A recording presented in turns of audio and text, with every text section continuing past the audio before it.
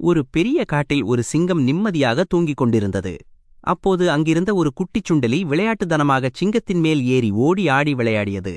சுண்டெலியின் சத்தத்தில் சிங்கத்தின் தூக்கம் கலைந்தது. கோபமடைந்த சிங்கம் அந்தச் சுண்டெலியை தனது பெரிய கையால் அமுக்கி பிடித்தது. சின்னஞ்சிறிய எலியே, என் தூக்கத்தைக் கெடுத்த உன்னை இப்போதே கொன்றுவிடுகிறேன் என்று சிங்கம் கர்ஜித்தது. பயந்து போன சுண்டெலி, மன்னிக்கவும் மன்னா, தெரியாமல் செய்துவிட்டேன், என்னை விட்டுவிடுங்கள், என்றாவது ஒரு நாள் நான் உங்களுக்கு பிரதிபலனாக உதவி செய்வேன் என்று கெஞ்சியது. சிங்கம் சிரித்தது. நீயோ ஒரு சிறிய எலி, நீ எனக்கு என்ன உதவி செய்யப் போகிறாய்? சரிபோ, உன்னை பார்த்தால் பாவமாக இருக்கிறது என்று சொல்லி அதை விட்டுவிட்டது. சில நாட்கள் கழித்து அதே காட்டில் வேட்டைக்காரர்கள் விரித்த வலையில் சிங்கம் சிக்கிக் கொண்டது. சிங்கத்தால் அந்த வலையை அறுக்க முடியவில்லை. வலையில் சிக்கிய சிங்கம் உதவிக்காக உரக்க கர்ஜித்தது.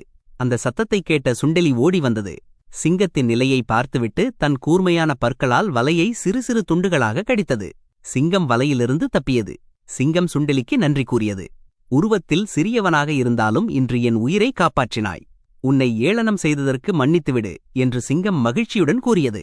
அன்று முதல் சிங்கமும் சுண்டெலியும் நண்பர்களாயின. நீதி: யாரையும் உருவத்தைக் கண்டு எடை போடக்கூடாது. சிறியவர்களாலும்